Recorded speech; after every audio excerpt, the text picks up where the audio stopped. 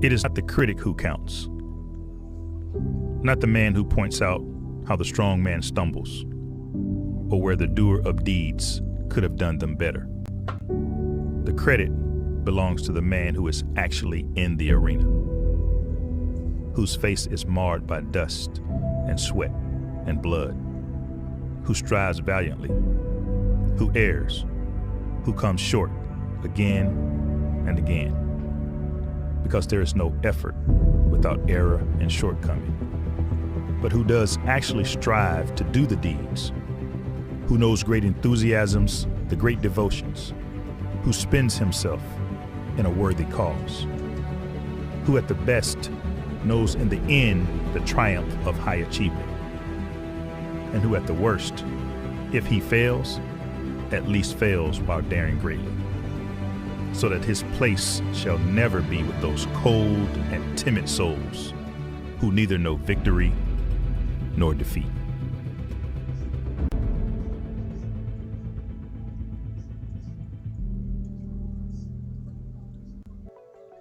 Welcome to the Bill Mason Show. How you doing, Bill? I am just, watching that video makes me remember how great it felt to have a president that was pro-America. It really did. Like, I went to bed every night and I didn't worry about some executive official that was going to sell this country out for pennies on the dollar. And here we are again. We got Biden. So, I mean, it just, to watch those Trump videos and to remember what it was like to have a guy that was so pro-America, negotiated on the tariff line, and really made our trade deals something that benefited this country, made us energy independent. I mean, the list goes on. And then Biden comes in and with the stroke of a pen, erases it all. And all these people, like I don't say a ton of people are cheering for Biden, because I see a lot of quiet desperation where people are like, they're like waiting for something good to happen. But so far, it's nothing but negating the Trump legacy and doing nothing. So, I mean, what we see from his press secretary and all, I know we have footage on that. She doesn't answer questions. No. Biden doesn't really do anything but negate Trump. And the rest of the Congress and the House of Representatives, the Democrat agenda is full force, man. And they are just plowing through with an anti-American agenda. And it's weird that you would think that, okay, I have to embrace that 80 million Americans maybe thought this guy would do a good job. But then I realized that probably not. That's not the case. No, not even 80 million people now. So anyway, so we have a full show for you tonight. We're going to go over the Trump impeachment a little bit right now. We have gun buying. It's going through the roof. We're going to talk about that. Absolutely. And good luck finding one. Oh, yeah. And ammo, too. Ammo's short. It's crazy how much. I mean, people are stockpiling the background checks that the left says don't exist. Mm-hmm. That's how they get these numbers. For anybody who doesn't know, how they get these numbers is the number of federal background checks that are being performed. It's not gun purchases. These are federal background checks that are being performed in the millions. So just saying, no one has faith in this government. Because when you buy guns like this, it's because you really don't trust the government. Just saying. You don't, and we don't. So here at the Bill Mason Show. And we have breaking video of a New Mexico police shootout. We have footage of that. Yeah, that's like recent. Yeah, that's like right now. Just about an hour ago. Yeah. And then we have Arizona border, what's going on there since it's on the rise, since Trump is no longer in power. Yeah. So let's go over the impeachment now. That starts February the 8th. What's going on with that? It's funny because we have watched the Democrats rally around the accusation portion of it. Now, if anyone's ever been involved, and I'm sure not all of our listeners or subscribers have been involved in criminal cases, but when there's a criminal charge, it has to be substantial. There has to be some evidence. So what we notice from the Democrats is that apparently under their new regime, you don't need evidence. You just need feelings. People were scared. There were things happening. You don't need evidence that someone incited a riot or even brought anything to the point of a riot. You just need to feel as though that was the case. Like AOC, we have a video on that too. I don't want to give it away, but she felt threatened. Right. So this is the new thing, that without evidence, you can not only impeach a president once without any evidence, you could do it twice. And even after he's left office, he doesn't even hold the position, you're still going to do the show pony. You're going to brush this pony's hair and put glitter on him and march him through the streets as if it's a legitimate impeachment. The Democrats have literally shown that they have what's the great word for it? No reverence for the Constitution. The Constitution is now out the window, and all the powers that they supposedly have are just abused in rampant manner. And now we're watching the very last thing, where you're going to take a private citizen who was literally spied on from the moment he took office. Now you're going to impeach a private citizen who left office peacefully and transferred power. Okay, yes, did he contest some things? But guess what? The transfer of power on January 20th, as constitutionally appointed, happened, and now the Biden administration is in, yet here we are, we're impeaching Trump. So this just goes to show you that the Democrats are still unhinged on the fact that a guy who would fight for the people held office. Yeah, I mean, I know for a fact January 6th was a setup. You ever seen the movie Arlington Road with Jeff Bridges? Yes, that's a great movie. I love that movie.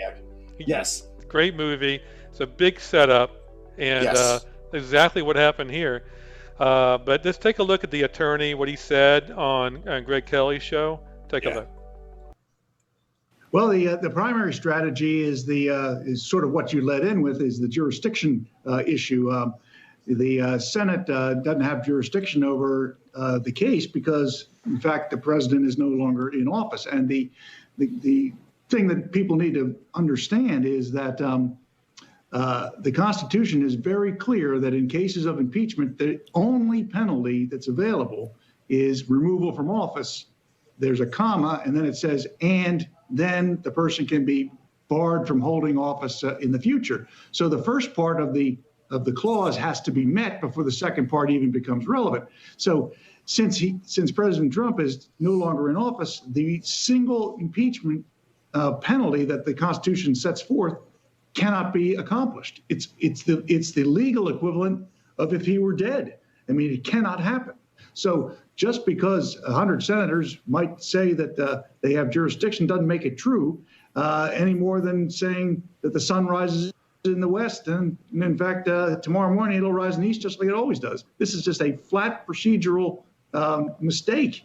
And, the Constitution is the only thing that separates us from anarchy. And this whole process has simply created a special category of citizenship for one man, for Donald Trump, and it simply doesn't apply. So that's the main point. There we go. So, of course, they don't have jurisdiction. The president is gone. He's already out of office. Right, and what I see from the outside viewpoint, which I always try to take to government, I always try to look at the government from the outside in.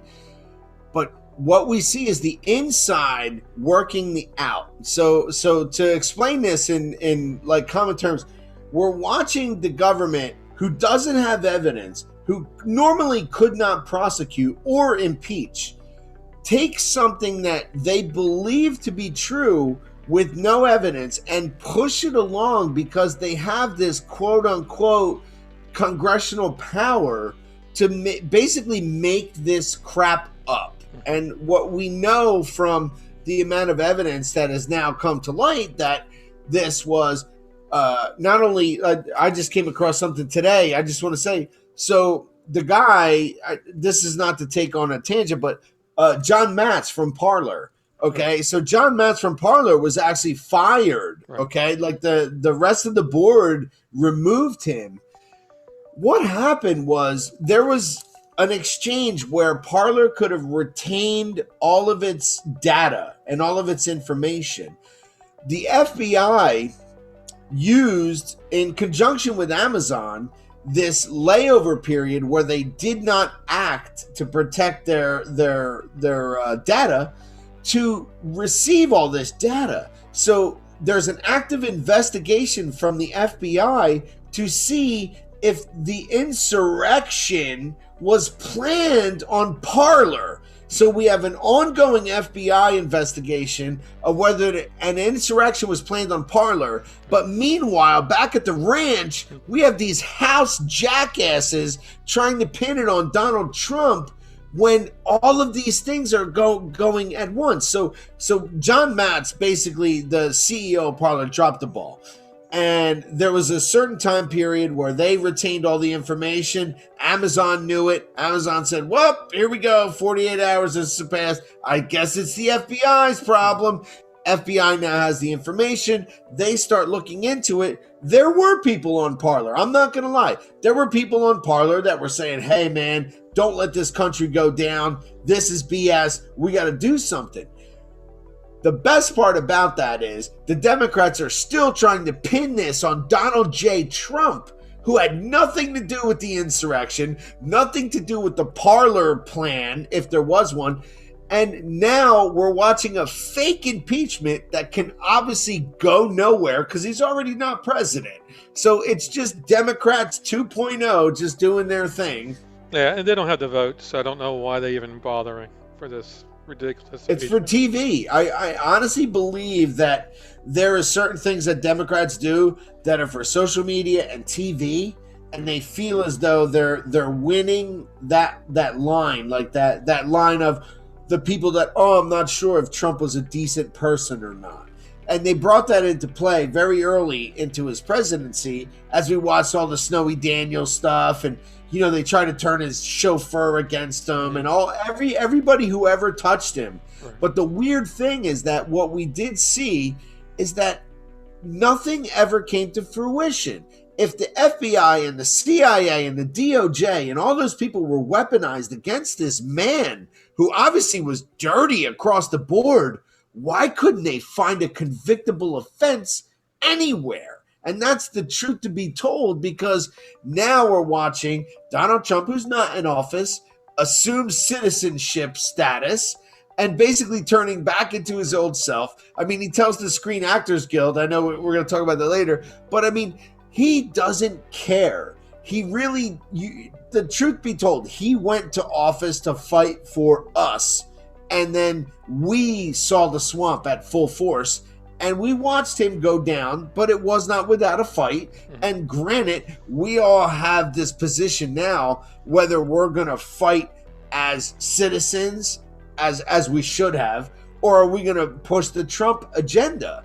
And I think now we're going to realize that we got 4 years where we have to focus on citizenship, rights, and all of the things that are about to be taken away from us, and not focus on Trump until 2024, because the Biden administration is not focused on Trump. They're on us now, because Trump was in between us and the government. And now we have to fight for us, and that's where we're at. Exactly. Now, and Trump declined. The Democratic Party wanted, the leadership wanted Trump to testify, and Trump declined that. So thank God. So that wouldn't be very good for him being under oath testifying. So let's take a look at the letter he sent to the Actors Guild. Yeah, Screen Actors Guild. He's like, who cares? Yeah.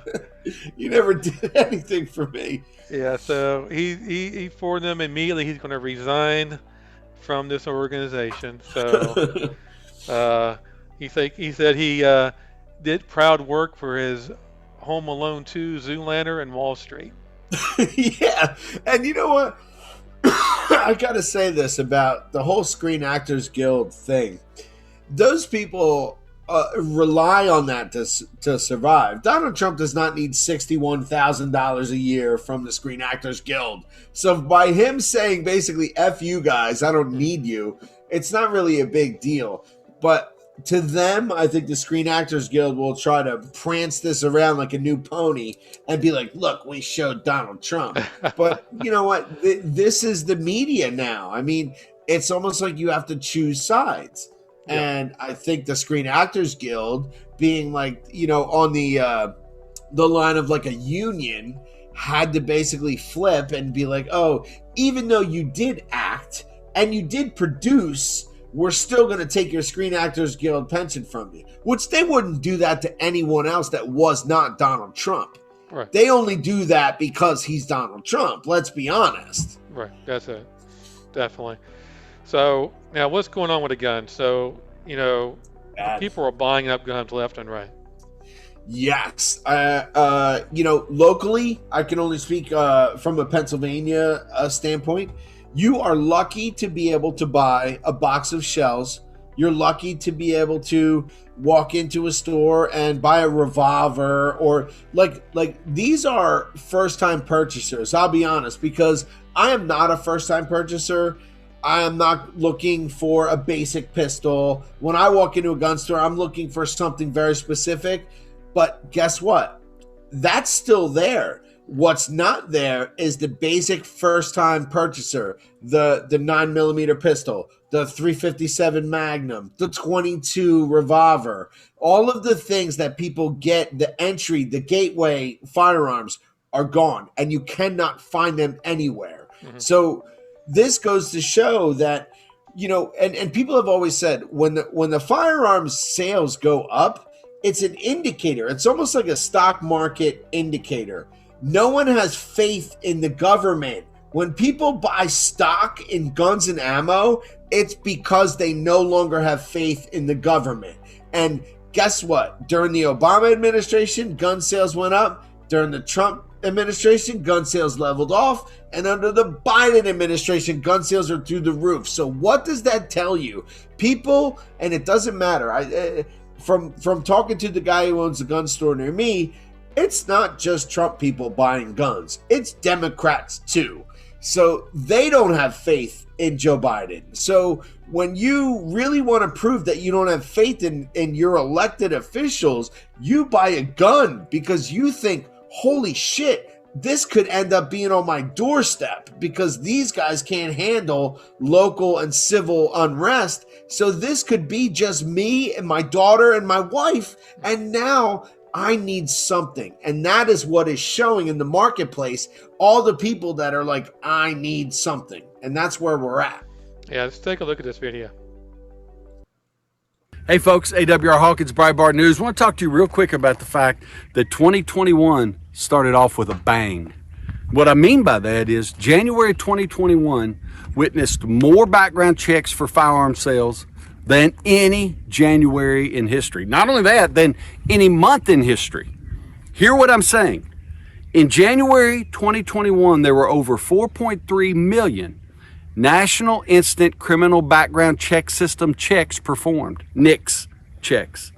Over 4.3 million NICS checks. That not only breaks the record for January, as I indicated, it sets the all-time one-month record, period. The most checks in any month since the record of checks has been kept. Unbelievable. Now, what makes the news even bigger is that January 2021 was the 13th consecutive month of record checks. You'll recall at Breitbart, throughout 2020, we kept a tally. January 2020 set the record for the most background checks in any January at that time. February 2020, the most background checks in any February. March 2020, the most background checks in any March. April 2020, and so on and so forth. Each month for 12 straight months in 2020 set a record for the most background checks in that respective month. So we wondered, going from 2020 to 2021, what'll happen? Will the pace continue? Not only did it continue, it jumped. Over 4.3 million in January 2021 alone. Now listen, we had a little hint that this was going to happen. Breitbart News spoke with Mark Oliva with the National Shooting Sports Foundation. We spoke with him a few days before the numbers were released on background checks in January. And he said, look for these numbers to be huge. The Hill had done a story saying, well, the record background checks are due to the pandemic. They're due to social unrest. They're due to the quote unquote spotty unrest that followed the presidential election. There we go. Wow. I mean, In and a of course, the nutshell, Democrats don't think they do background checks. well, that's the funny part is all the numbers that they have to go on are based on the federal background checks that people are jumping through hoops to get. So the amount of registered like firearm people that are jumping through hoops to do the background checks, it hasn't slowed down. And this is giving the Democrats almost a double-edged sword to fight us with. I hate to say this because the draconian level of regulation that they want to do to firearms, okay? So they want to establish a gatekeeper between you, the regular person, and the firearm ownership, and one is a psychological evaluation. Now that normally would seem like no big deal because a lot of us are like, okay, cool. I have a doctor who would probably write me a prescription. I could see a psychologist and pass that thing no problem. Here's the rub in HR 127. That psychological evaluation has to be from an approved board member of the Attorney General, which is Merrick Garland. So they put a gatekeeper in there where it's not just between you and maybe you have a psychiatrist. Maybe you talk to a therapist. No big deal. A lot of us do. We're not insane. We're just looking to find solace in the world around us. But here's the rub. In HR 127, you have a gatekeeper that's not only a psychologist, but he has to be approved by the Attorney General. And after you jump that hoop, now you have to take a course. That's 8 hours of firearm safety and evaluation. Now, just imagine if, for example, we just watched 4 million people buy guns. Imagine there was 4 million people trying to take a certified course, okay, and a certified psychological evaluation. Now you have the bottleneck that they really want. They want this to seem like it's almost an impossible task. And that's what HR 127 is really about. So you put all these things in place where, oh my God, it's such a hassle. Now we have the second and third and fourth thing, which is mandatory insurance for liability of owning a firearm. And then you have to have mandatory Attorney General approved storage of your firearm. So if you're a single man or woman and you keep your firearm in a lunchbox with a lock on it, that's not approved. That's not a firearm safety approved lockbox. So anyway, the cost of entry goes up. It's an $800 permit to become a firearm owner. And after that, it's nothing but a series of evaluations, tests, and permits for you to continue your gun ownership. It's basically by attrition to make people who don't own guns be like, oh, forget it. I'll just buy it out of the trunk of a car and just risk it. Well, me and you are crazy, so we wouldn't pass the psychological test. Yeah, you know what's funny?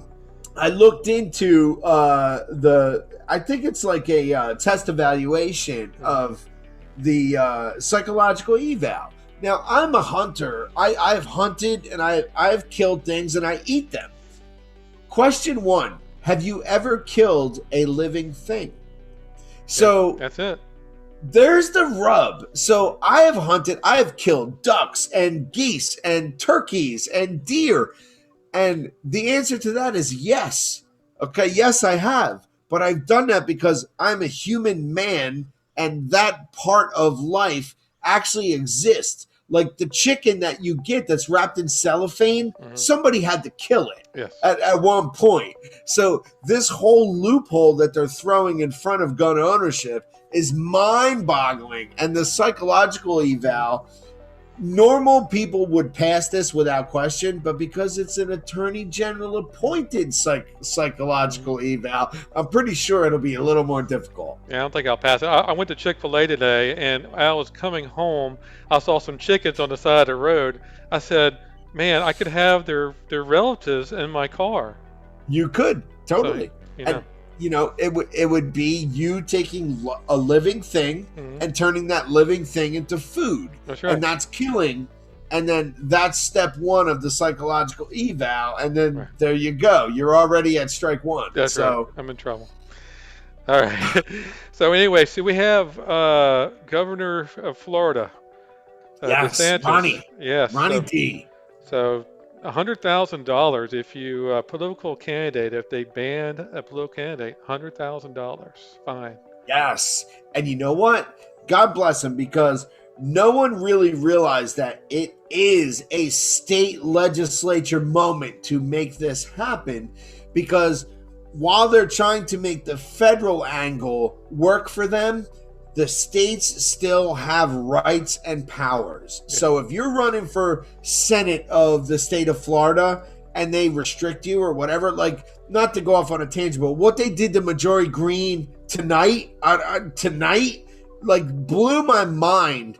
That there was 11 Republicans that literally turncoated on this, where Majorie Green's basically she's a firearm owning blonde, okay, who can shoot 8 shots into the size of a coaster on your table, and because of that, it makes her not really their democratically appointed or approved type of person. Now they start throwing the QAnon stuff at her, and they start saying that, like, listen, being pro Second Amendment is not the easy road, and being pro freedom is now you're on the fence, because if you support freedom for everyone, now all of a sudden you've picked some people who maybe didn't have it before, and you're saying, oh, that's only for Americans, and then you become a racist, and you see how all of this stuff goes down the line. But like, what happened today was a nail in the coffin, man. I mean, I can't imagine watching the squad be put up to the same like precedent as Majorie Green was today. And they voted her off her committees. And meanwhile, you have Ilhan Omar and you have Linda Sarsour and you have all these people up there that are calling for death to Israel and everything that you could possibly put on paper or a tweet. And there's no repercussions for these people. But you take a Caucasian blonde woman who owns a rifle, who posts it on Facebook, and she's removed from committees. This is where we draw the line in the sand. And I watched Republicans buckle, and this is why the Republicans are in trouble. I just want to say that. Yeah, very good. I like that. So let's take a look at Florida governor. Take a look. People are able to connect in ways that they haven't before. But we also have to just recognize, have these platforms contributed to more maladies in society, like human trafficking, child pornography? Absolutely. Have they contributed to things in school with kids like bullying? Absolutely. Have they contributed to the coarsening of American discourse and culture? Without question. So these are really significant issues that society has to grapple with. We're looking at protecting privacy. We're looking at protecting people from being censored and deplatformed, and we're looking at protecting people from big tech election interference. Those are really the three overriding issues. And I would say there's been a lot of talk about censorship today. They may come after someone that thinks like me. Tomorrow, they may come after someone that thinks like you. There we go. You know what scares me about the future of this country is when there are no more Ron DeSantis's, when there are no more people, when there are no more Matt Gaetz. Honestly, like for example, Florida, stronghold. Texas, stronghold. Okay, where are the rest of these people? I'm watching the rest of these states who have Republicans. I'm watching them buckle under the pressure of this nonsensical BS where they just literally social media ban these people and then they have no voice. And in this world, we've watched technology take hold of how we govern our viewership. Like for me, example, I'm 4 to 5 hours on my phone. I'm sure somebody younger than me is 10 to 12. And this is the thing. It's not terrestrial TV. It's not NBC and CNN. We've seen that from the ratings. CNN has ratings like a kid making a peanut butter and jelly sandwich on YouTube gets more ratings than CNN. But here we are where the social media aspect of our voice is being choked out by social media. Thank God for guys like Ron DeSantis who are willing to legislate or even encourage legislation where there's going to be at least a platform for somebody to speak, because this is the number one, that there's a reason why it's the First Amendment. I mean, let's be honest. If you can't speak, that's it. You're a subject. You become a royal subject, whatever subject. It doesn't have to be royal. You can insert whatever name you want. But once you're a subject and you no longer have the voice, you are done as a people. Right. And I think Ron DeSantis and honestly, the guys in Texas are also drafting up and, articles of confederation. And for people who don't know what that means, they're thinking of seceding from the United States for its failure to uphold the Constitution. God bless Texas. God bless Florida. I mean, if we only have two states, I mean, the influx of people, red-blooded Americans, will be off the charts. So I agree. I'm almost happy that those guys are willing to put it out there. Yes, so, I mean, I'm sure there's other states out there. I hadn't seen them step up yet, so hopefully they will. I hope so, too. So let's take a look at Matt Gaetz about the Pledge of Allegiance. Take a look at this video.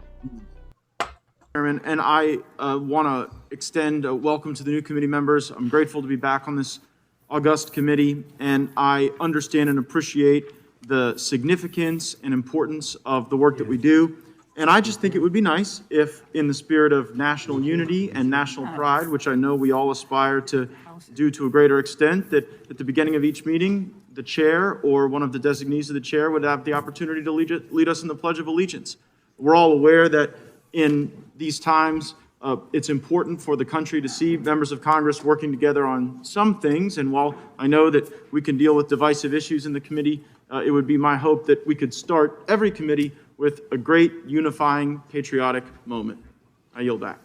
The gentleman yields back. I recognize myself to speak in opposition to the amendment. Recognize myself. It's unnecessary. Unnecessary. I just want to say I recognize myself right now, and as myself, I want to speak. I mean, the whole pomp and circumstance of what these Democrats are trying to keep up, it's almost like they're trying to destroy this country on one side and pretend that there's some kind of constitutional structure for them to pretend that they're upholding.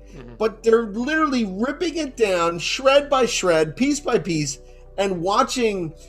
The sad part is me watching Republicans buckle.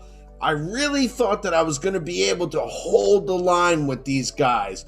But it's not just guys, there's females too. And honestly, I thought with Majorie Green that there would be some females that would maybe say, hey, wait, she's a female, she's in politics, she's strong-willed, that's what we want. Isn't that what women wanted back when they got into politics? Right. Like just a strong-willed woman who was willing to speak. Apparently now it's changed because if you are a Republican strong-willed woman, you are not supposed to speak and you should shut the hell up and be banned from all committees. Even though she won 75+% of the vote in her district. 75+. I would love to see what these Democrats have won by in their district. And I'm pretty sure it's like 51, 53. She won by 75+. And this is the thing that they want to erase her from these committees.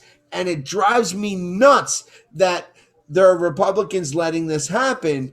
And we as conservatives, we feel like, oh my God, that's our guy. Like we have to vote with these guys. But then we watch them buckle when it comes time to put up or shut up. And we watch these guys fail. And then we feel like shit. And they wonder why we wanted a guy like Trump. Like the world wonders why. Why did they want Trump? Because the Republicans buckle under pressure, and Trump did not. That's why we wanted him. I mean, it's as simple as and as complicated as that. Exactly. Speaking of strong-willed woman, we have the scaredy cat AOC. Oh, yeah. She's strong-willed, all right. Let's take a look at the building that she was in, and she was so scared about being in there in January the 6th. I was loaded with terrorists, I heard. Yes, take a look.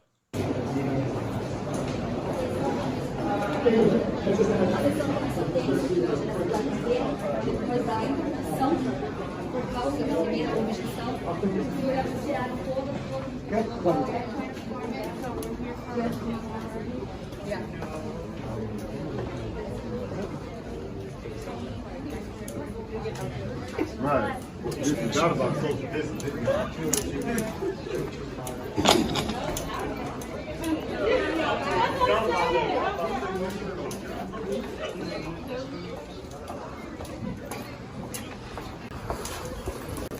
There we go, scary place.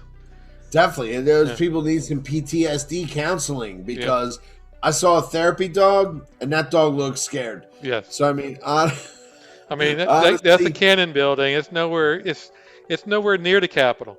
It's miles, actually miles from the Capitol. Yeah. Yeah. So no insurrection there. So anyway. No, and I think almost like some of the Democrats feel as though they have to come up with a story because there were House Democrats that were in the chambers, and they had to actually, oh my God, what do we do? And they had to face the fact that what do we do if these cops, these Capitol Police, what do we do if they fail? Oh my God, the Second Amendment. What if we had a gun? What if we had a 9mm or a 357 and we were our own line of defense? But that'll never come up. That'll never come out in the wash because believe me, they all thought that day. Oh, yeah. All of them. I agree. Yeah, everybody said, where's my gun? Right? That's what I'm saying. I bet you a bunch of those Democrats secretly went out and got their concealed carry permit on that day because everyone has, and I don't care, Democrat, Republican, Libertarian, whatever. You have the right to defend yourself. If you feel the threat of imminent death, that is what that firearm is for. And you have the right to own it, and you always will.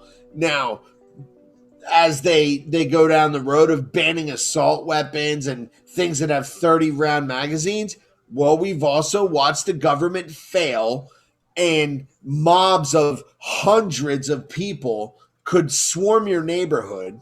Okay, do you want to limit me now to 5 rounds, or can I have 30 or 60 because I'm facing a horde of people? Right. So, I mean, honestly, the whole concept behind limitation on magazine capacity, and you really shouldn't have a laser sight because that makes you a killer, and you really shouldn't be effective with your firearm because that, all that stuff goes out the window. Right. Because when there's 100 people in your neighborhood trying to storm whatever, you really don't have the option anymore. Right. And you never know when the zombie apocalypse happens. And that too. Yeah. And you know what? Honestly, I shouldn't talk about. I'll spell out the VACCIC. The thing that's going around right now. There are some people that are having some reactions that aren't really the ones that they thought they should have. Right. So that being said, let's prepare for the worst and hope for the best. That's right. That's pretty much what Republicans do, and we always have. Right. I heard I Am Legend's coming out. Number 2 is coming out pretty soon. I hope so, because number 1 was excellent. All right, let's take a look at Biden's press secretary. She still can't get a straight answer. Let's take a look. I'll have to talk to our national security team about that. I don't think I can get ahead of the president or, frankly, the Secretary of State. There's a new secretary of the Department of Homeland Security. We're not going to get ahead of his decision-making process. I don't have anything to preview for you in terms of specific actions. I haven't seen another update from them on an additional step, but I will see if there are any updates to report back to. I will see if there's an update on that particular pipeline. I don't think we have any update on that particular question. I don't have any scheduling updates for you at this point in time. I don't have a date for you on when there would be a proposal. Circle back with you if there's more to convey. I'll have to just circle back with you. We can circle back with. I'm happy to circle back. We'll circle back. It's an interesting question, but we'll circle back. Yeah, gotta circle back. Circle back around, and I found out today that her brother is actually a hedge fund manager, and I'm not sure exactly what firm he worked for. Melvin Capital. But it's very strange that the White House got involved in the whole hedge fund thing with GameStop. And, if you want to circle back to our most recent show, you can find out. But it's funny that the White House got involved in something that her brother was involved in. And who knows, man? I mean, honestly, Hunter, by the way, had huge hedge fund investments. So there we go. I can understand that because a Hunter spends money on crack. He has to have some dividends coming in. Yeah, he spends millions a year on crack. And now he has access to Secret Service. Can you imagine being the Secret Service detail and being protecting Hunter Biden and be like, why are we going in this neighborhood? No. I just got to talk to this guy real quick. Now he'll tell the Secret Service guy, go give me some crack, please. Yeah, he might be like, look, man, I don't want to do this. You need to go get it for me because I might get killed. Exactly. You never know. These are strange people out there. Yeah, absolutely. And here we are. We are living this world where Joe Biden's in office. Hunter Biden was under investigation. Jim Biden was under investigation. And the whole family's allowed in the White House. Mm-hmm. Makes sense. God bless America. Yeah. I mean, only in America, actually. Only in America. This is where we are. We have literally a criminal family that's okay with occupying the White House. And I'm sure 49 or maybe it's 51% of this country is like, yeah, God bless those people. They're good people. Yeah. But, the rest of us are watching in real time what's going on. Yeah, exactly. So let's take a look at the Arizona border. It's getting worse, by the way, since Biden became president. Take a look at that. Yeah, he stopped all of the deportations. There's a couple things. I think when we have Border Patrol down there, when we have people down there working on the wall, essentially, you have a security force down there, right? They're always present. That helps because they're not going to cross where people are and can spot them and can apprehend them. So that all being pulled out is part of the problem. The other problem is that they knew that an administration change was coming because when Trump took office, we saw the reverse of this effect. When he took office, we saw that this area out here went completely dead. Nobody was moving, nobody was smuggling because they knew that Trump was going to put all hands on deck down here and that they would be intercepted. So it came to a screeching halt, and then it was a very slow trickle to get back to some kind of normal, but it never got back to what it was. And now with the change of administration, I think they understand that it's back to how it was when President Biden was the vice president, and that those policies in place are most likely going to be in place again, and maybe even better for them. So we've got the influx coming up, and it's mostly bodies. There we go. So it's only going to get worse. I mean, more and more drugs are going to be flowing over the border with Biden administration. It's going to be bad. I mean, I can honestly say from knowing a couple of people that wanted to get into Border Patrol, that one, it's not easy. It's not something you just walk into and you're like, hey, I'm just going to stand on the fence with a gun. These guys are highly trained law enforcement. The equivalent of like a TAC unit of like a state police. They're not guys that just sit there and eat donuts all day and stare at the border wall.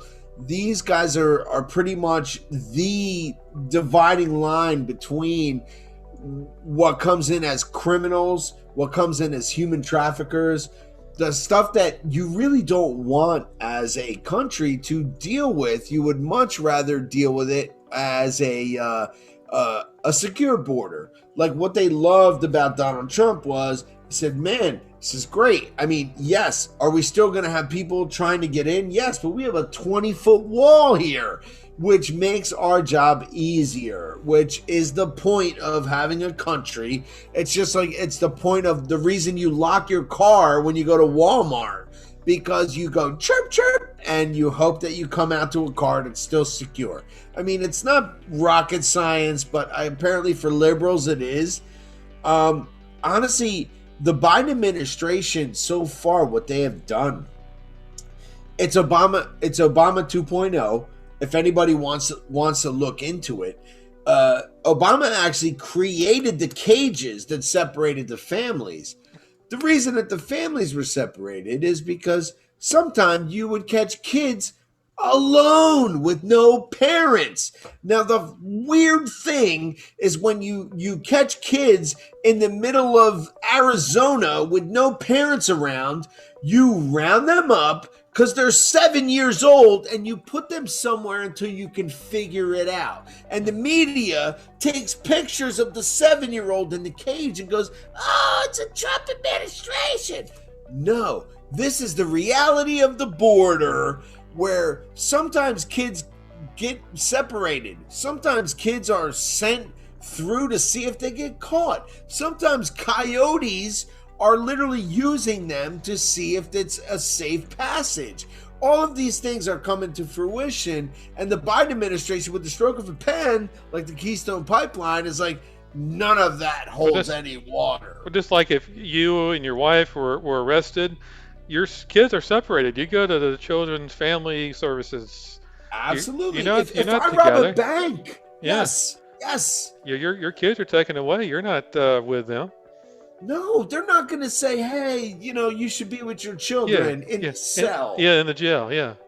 No, that's never happened. So this whole concept of separation of families and stuff, this is a dicey situation. Nobody wants to hurt children. But guess what? Just like the people, like the state cops around here, the Pennsylvania State Police where I live, if they find a child, a 12-year-old, walking on the side of Route 95, they pick them up and they put them in a lockup until they can figure out what's going on. Yeah. They're not allowed to just go free because they have to process the situation. Yeah, because they have child trafficking at the border. I mean, these people are bringing children over for trafficking. So, I mean, we have to protect the children. Apparently, protecting the children is not the priority, and it wasn't under Obama either, because Obama would unite quote-unquote families. They would ask the gentleman in incarceration, they would say, gentleman A, are those your children? And those children would be like, no, that's not my dad. Yes, they're my kids. Yeah. And then boom, you're released. God bless America. Yeah. I mean, that was the Obama administration in a nutshell. Yeah. That, the Trump administration stopped, where they went through DNA testing and they pulled the kids aside to find out if, hey, are you in trouble? Nobody's around. You can talk now, because these kids have been so traumatized. It's a 2,000 plus mile journey. Okay. I'm not saying it's pretty, but they are not subjected to niceties where these kids feel like they have the freedom to just talk. You have to basically bring them into a safety position where you can say, okay, look, is that guy really your dad? Is that really your mom? Is that your uncle? Mm-hmm. And they say, no, my mom's back in Guatemala or Honduras, and she's probably dead. I mean, that's the reality of the border, and no one wants to talk about it. And Trump was the only one who addressed it, and now he's the bad guy, and all of a sudden Biden's the good guy because he's reuniting trafficking families. Well, let's do a show just on the border alone, just coming up, and it would take us it'd be a 2-hour show. Yeah, it probably will. All right, let's take a look. This happened about an hour and a half ago about a police shootout in the New Mexico highway. Take a look. All right. Fuck yeah! Watch out! Watch out!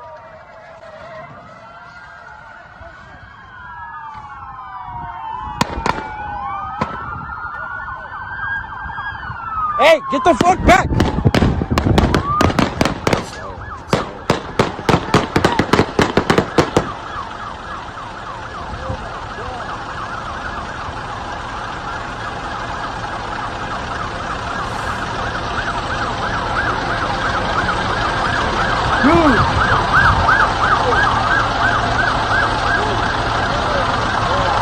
You straight shot at that car.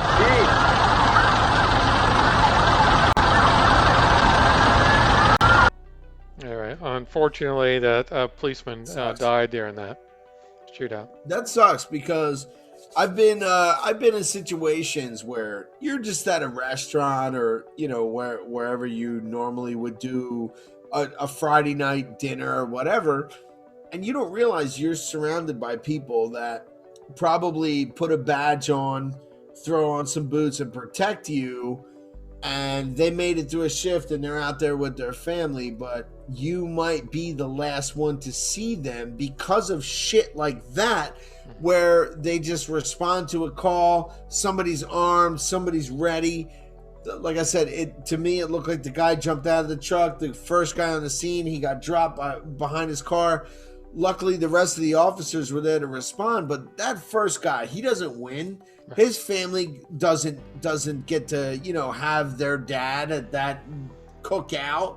Like, that's the thing about the whole defund the police and the Democrat agenda and demilitarizing the border and taking away, the actual tactical things that they had to use. You end up with this, right. And you get more death and more people that are involved.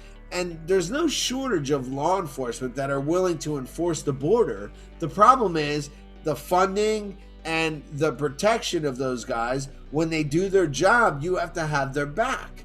And under Democrat, administrations, normally they don't. So they do less. And that was shown under the Obama administration. The numbers are there. If you look at the Obama administration Border Patrol versus the Trump administration, you will see the vast difference. Hundreds of thousands of arrests, hundreds of thousands of convictions that never happened under the Barack Obama administration. Yep. I'm pretty sure we'll watch that happen under Biden too. Oh yeah, definitely we will. Well, that's the show tonight. Keep on listening and subscribing. I appreciate all our new subscribers. Do you have any last words, Bill? Oh, real quick. All right. I'm the Bill guy. All right. Yeah. HR 1. Be on the lookout. House Resolution 1. It federalizes the election processes. It takes away the powers of the individual states to certify their elections. Why would this be an issue? Because states like Pennsylvania and Missouri did not want to certify their votes. They want to federalize this. They also want to add federal enforcement personnel at polling places to aid in the harassment policies of the polling places. Very dangerous. HR 335, another one. Active duty clause between the Department of Defense personnel. You normally had to be out of the Department of Defense active duty for 7 years. The reason you had to do that is because if there was a war in place, you had to be 7 years removed from it before you got approved to be like Secretary of Defense or something of that nature. The Biden administration and the Democrats just changed that today. Now it's 4 years. Why would that be an issue? Because 4 years can take them right back to Syria and right back to Iraq. There's a reason why they want these clowns back in action. The other thing, House Resolution 91, they want to be able to remove members of Congress and government, okay, for the way that they react to social media. Okay, this is unheard of, first of all. Like, bringing social media into government is something I never thought we'd be at. But we're here. They're legislating social media into our laws. We need to pay attention.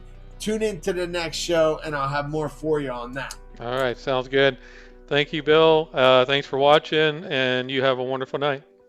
Like and subscribe.